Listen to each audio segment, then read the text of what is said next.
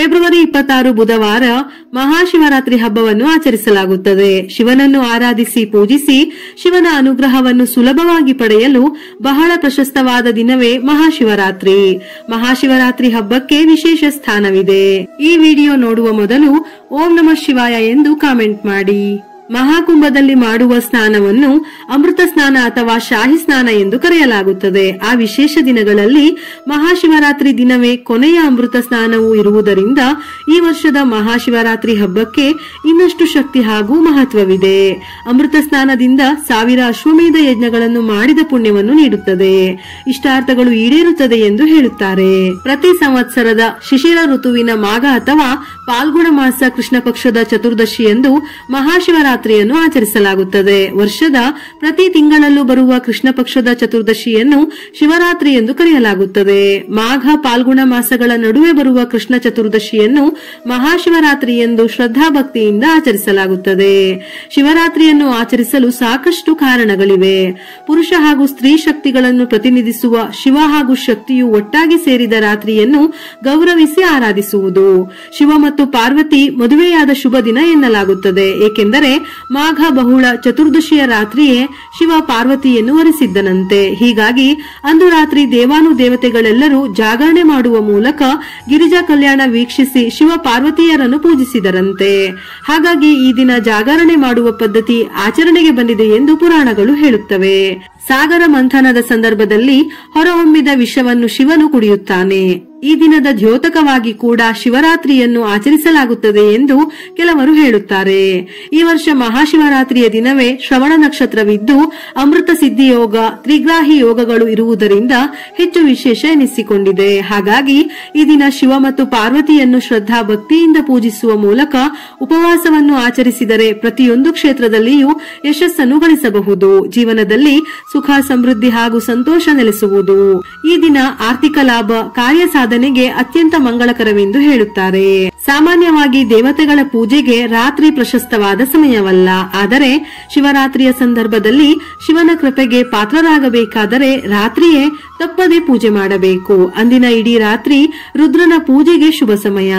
ಶಿವಪುರಾಣದ ಪ್ರಕಾರ ಶಿವರಾತ್ರಿಯಂದು ರಾತ್ರಿಯ ವೇಳೆಯಲ್ಲಿ ಶಿವನನ್ನು ಯಾರು ಪೂಜಿಸುವರೋ ಅವರ ಪಾಪಗಳು ನಿವಾರಣೆಯಾಗಿ ಸಕಲ ಇಷ್ಟಾರ್ಥ ಈಡೇರುತ್ತದೆ ಎಂದು ಸ್ವತಃ ಶಿವನೇ ತಿಳಿಸಿದ್ದಾನೆ. ಹಾಗಾಗಿ ಶಿವರಾತ್ರಿಯು ಸಮಯ ಪೂಜೆಗೆ ಬಹು ಪ್ರಾಶಸ್ತ್ಯವಾದ ಸಮಯವಾಗಿದೆ. ಅಲ್ಲದೆ ಆ ದಿನ ಈಶ್ವರನ ಆರಾಧನೆ ಮಾಡಿದರೆ ಎಂದೂ ಲಭಿಸದ ಪುಣ್ಯ ಫಲ ಪ್ರಾಪ್ತಿಯಾಗುತ್ತದೆ. ಅಂದು ರಾತ್ರಿ ಶಿವನು, ಆತನ ಶಕ್ತಿ ಪರಿವಾರ ಮತ್ತು ಭೂತಗಣಗಳು ಸಂಚಾರ ಮಾಡುವುದರಿಂದ ಅವರ ಪೂಜೆ ಪುನಸ್ಕಾರಕ್ಕೆ ಯೋಗ್ಯವಾದ ಸಮಯವೆಂದು ಸ್ಕಂದ ಪುರಾಣ ಹೇಳುತ್ತದೆ.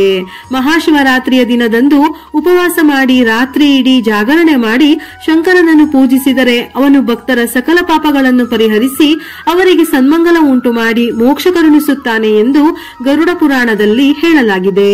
ಇಂಥ ಶುಭ ದಿನದಲ್ಲಿ ಶಿವನಿಗೆ ಪ್ರಿಯವಾದ ಯಾವ ವಸ್ತುಗಳನ್ನು ಮನೆಗೆ ತಂದರೆ ಅಷ್ಟೈಶ್ವರ್ಯ ಪ್ರಾಪ್ತಿಯಾಗಿ ಸಂಪತ್ತು ವೃದ್ಧಿಯಾಗುತ್ತದೆ ಎಂದು ನೋಡೋಣ. ಮಹಾಶಿವರಾತ್ರಿಯ ದಿನ ಮನೆಗೆ ನಿಮ್ಮ ಶಕ್ತಿಗೆ ಅನುಸಾರವಾಗಿ ಸಣ್ಣದಾದ ಬೆಳ್ಳಿಯಿಂದ ಮಾಡಿದ ಶಿವನಿಗೆ ಪ್ರಿಯವಾದ ಹಾಗೂ ಶಿವನ ವಾಹನ ನಂದಿಯ ವಿಗ್ರಹವನ್ನು ತಂದು ದೇವರ ಮನೆಯಲ್ಲಿಟ್ಟು ಪೂಜಿಸುವುದರಿಂದ ಶಿವನು ಸಂತೃಪ್ತನಾಗುತ್ತಾನೆ. ನಂತರ ಬೀರು ಅಥವಾ ಹಣ ಇಡುವ ಸ್ಥಳದಲ್ಲಿ ಇಟ್ಟರೆ ಆರ್ಥಿಕ ಪರಿಸ್ಥಿತಿಯು ಸುಧಾರಿಸುತ್ತದೆ. ಮಹಾಶಿವರಾತ್ರಿಯ ದಿನದಂದು ಏಕಮುಖಿ ರುದ್ರಾಕ್ಷಿಯನ್ನು ಮನೆಗೆ ತನ್ನಿ. ರುದ್ರಾಕ್ಷಿಯಲ್ಲಿ ಹಲವು ವಿಧಗಳಿವೆ. ಆದರೆ ಒಂದು ಮುಖದ ರುದ್ರಾಕ್ಷಿಯನ್ನು ಶಿವನ ರೂಪವೆಂದು ಹೇಳುತ್ತಾರೆ. ಇದಲ್ಲದೆ ರುದ್ರಾಕ್ಷಿ ಸಂತೋಷ, ಶಾಂತಿ, ಸಮೃದ್ಧಿಯ ಸಂಕೇತ.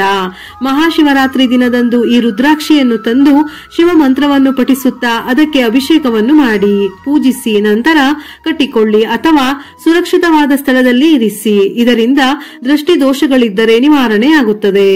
ಶಾಸ್ತ್ರದ ಪ್ರಕಾರ ಮಹಾಶಿವರಾತ್ರಿಯ ದಿನ ರತ್ನದ ಶಿವಲಿಂಗವನ್ನು ಮನೆಗೆ ತಂದು ಪೂಜಿಸಿದರೆ ಗ್ರಹ ದೋಷ ನಿವಾರಣೆಯಾಗುವುದು. ಪಾರದ ಶಿವಲಿಂಗವನ್ನು ತಂದು ಪೂಜಿಸಿದರೆ ಪಿತೃದೋಷ, ಕಾಳಸರ್ಪ ದೋಷ ಮತ್ತು ವಾಸ್ತು ದೋಷ ನಿವಾರಣೆಯಾಗುವುದು. ಬಿಲ್ವಪತ್ರೆಯು ಶಿವನಿಗೆ ಬಹಳ ಪ್ರಿಯವಾದ ಎಲೆಯಾಗಿದೆ. ಬಿಲ್ವಪತ್ರೆ ಇಲ್ಲದೆ ಶಿವಪೂಜೆಯೇ ಅಪೂರ್ಣವೆಂದು ಹೇಳುತ್ತಾರೆ. ಹಾಗಾಗಿ ಈ ಮಹಾಶಿವರಾತ್ರಿಯ ದಿನ ಕಡ್ಡಾಯವಾಗಿ ಬಿಲ್ವಪತ್ರೆ ಎಲೆಯನ್ನು ತಂದು ಶಿವನನ್ನು ಪೂಜಿಸಿ. ಇದು ನಿಮಗೆ ಪರಶಿವನ ಆಶೀರ್ವಾದವನ್ನು ತರುತ್ತದೆ. ಮಹಾಮೃತ್ಯುಂಜಯ ಯಂತ್ರಕ್ಕೆ ಅತ್ಯಂತ ಶಕ್ತಿ ಇದೆಯಂತೆ. ಈ ಯಂತ್ರವನ್ನು ನಿತ್ಯ ಪೂಜಿಸಲ್ಪಡುವ ಮನೆಯಲ್ಲಿ ರೋಗ, ದೋಷ, ಹಣಕಾಸಿನ ಸಮಸ್ಯೆಗಳು ದೂರ ಆಗುತ್ತದೆ. ಹಾಗಾಗಿ ಮಹಾಶಿವರಾತ್ರಿಯ ದಿನದಂದು ಮಹಾಮೃತ್ಯುಂಜಯ ಯಂತ್ರವನ್ನು ಮನೆಗೆ ತಂದು ಪ್ರತಿಷ್ಠಾಪಿಸಿ ನಿತ್ಯವೂ ಪೂಜೆ ಮಾಡಿ. ಶಿವನನ್ನು ಎಕ್ಕದ ಹೂವುಗಳಿಂದ ಅಲಂಕರಿಸಿ ಪೂಜಿಸುವುದರಿಂದ ಜೀವನದಲ್ಲಿ ಸಕಲ ಸುಖಗಳು ದೊರೆಯುತ್ತದೆ. ಪಿತೃಗಳು ಮೋಕ್ಷವನ್ನು ಪಡೆಯುತ್ತಾರೆ.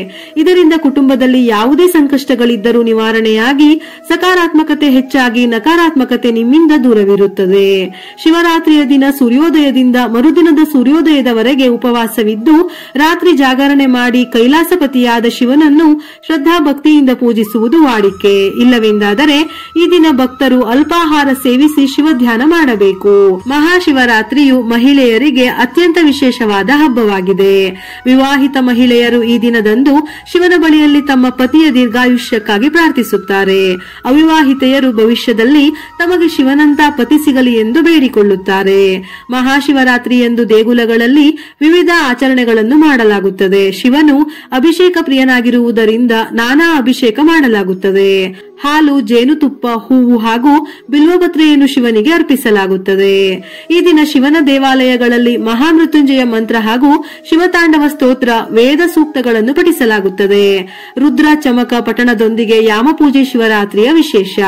ಶಿವನಿಗೆ ಅತ್ಯಂತ ಪ್ರಿಯವಾದ ಬಿಲ್ವಪತ್ರೆ, ದಾತುರ, ಪದ್ಮಪುಷ್ಪ, ತುಂಬೆ ಹೂವು, ಕೆಂಪು ದಾಸವಾಳ ಇವುಗಳನ್ನು ಅರ್ಪಿಸಿ ಪೂಜೆ ಮಾಡಿದರೆ ತುಂಬಾ ಒಳ್ಳೆಯದು. ಇಲ್ಲವಾದರೆ ಇವುಗಳಲ್ಲಿ ಯಾವುದಾದರೂ ಒಂದು ಬಗೆಯ ಹೂವುಗಳನ್ನು ಅರ್ಪಿಸಿ ಪೂಜೆ ಮಾಡಿದರೂ ತುಂಬಾ ಶ್ರೇಷ್ಠ. ರಾತ್ರಿ ಜಾಗರಣೆಯ ಸಮಯದಲ್ಲಿ ಶಿವ ಧ್ಯಾನ, ಶಿವ ಪೂಜೆ, ಶಿವ ಮಹಿಮೆ, ಕಥೆಗಳ ಶ್ರವಣ, ಸಂಗೀತ, ಕೀರ್ತನೆಗಳನ್ನು ಹಾಡುವುದರ ಮೂಲಕ ಭಕ್ತರು ಧನ್ಯರಾಗುತ್ತಾರೆ. ಶಿವನ ಸಂಪೂರ್ಣ ಅನುಗ್ರಹಕ್ಕಾಗಿ ಮಹಾಶಿವರಾತ್ರಿಯ ದಿನ ಮೇಲೆ ಹೇಳಿದ ಈ ವಸ್ತುಗಳಲ್ಲಿ ಒಂದನ್ನಾದರೂ ಖರೀದಿಸಿ ಶ್ರದ್ಧಾ ಭಕ್ತಿಯಿಂದ ಪೂಜಿಸಿದರೆ ಅದೃಷ್ಟ ಪ್ರಾಪ್ತಿಯಾಗುವುದಲ್ಲದೆ ಶಿವ ಪಾರ್ವತಿಯರ ಅನುಗ್ರಹದಿಂದ ದೋಷ ಪಾಪಗಳೆಲ್ಲ ನಿವಾರಣೆಯಾಗಿ ಆರೋಗ್ಯ ವೃದ್ಧಿಯಾಗಿ ಸಕಲವೂ ಪ್ರಾಪ್ತಿಯಾಗುತ್ತದೆ. ವಿಡಿಯೋ ಇಷ್ಟ ಆಗಿದ್ದಲ್ಲಿ ಮರೆಯದೆ ಲೈಕ್ ಮಾಡಿ. ಹೆಚ್ಚಿನ ಮಾಹಿತಿಗಳಿಗಾಗಿ ನಮ್ಮ ಫೇಸ್ಬುಕ್ ಪೇಜ್ ಅನ್ನು ಫಾಲೋ ಮಾಡಿ. ಇದೇ ರೀತಿಯ ಮನಮುಟ್ಟುವ ಉಪಯುಕ್ತ ಮಾಹಿತಿಗಳಿಗಾಗಿ ಮತ್ತೆ ಭೇಟಿಯಾಗೋಣ.